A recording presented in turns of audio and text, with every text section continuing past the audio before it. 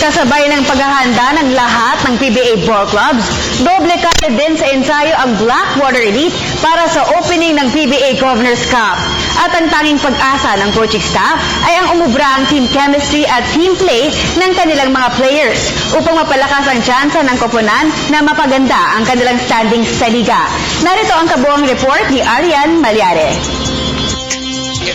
Determinado ang Blackwater Elite na mapaangat ang kanilang standing sa pagbubukas ng PBA Governors Cup sa susunod na buwan. Sariwa mula sa tune-up tournament sa Malaysia at dibdibang training. Umaasa si Assistant Coach Patrick Aquino na makukuha ng kanilang mga players ang perfect chemistry at team play bago magbukas ang mid-season conference. Ilan sa mga players sa babandera para sa Elite ay si newly acquired point guard Roy Sumang, Keith Agovida, Jason Ballesteros, Gilbert Bulawan, Real Cervantes at iba pa. One thing is discipline and then teamwork.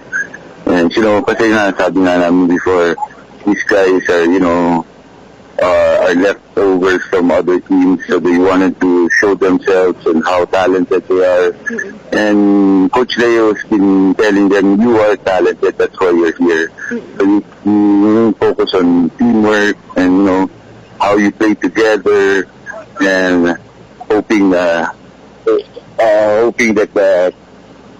team can surpass what they did last year. The good wins are coming in, and it would be a boost for them, and not only to give us confidence to let us the way they play. Samantala, tiwala rin si Aquino na makakasama na nila sa susunod na linggo ang kanilang mga reinforcement na sina former Meralco Bowl Center Eric Dawson at Palestinian guard Imad Kwawash. Actually, wala pa yung import namin si Eric Dawson, the former Meralco import. And we're coming in, I think, first week of July. So, as of now, wala talaga akong idea how well he would fit into the team pala.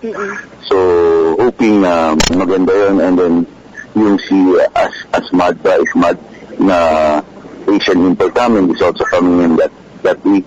So, and he's a veteran point guard from Palestine, and I think he can boost the team's morale and the spirit, and then organization wise I saw him practice kasi twice with the team, so medyo maganda yung mga pinakita niya, and hoping yung buong team with the experience they got in Penang, Malaysia, and the confidence they had in there, so sana magkaroon ng sunod-sunod na pagsasama parang bumbu coming into the third conference.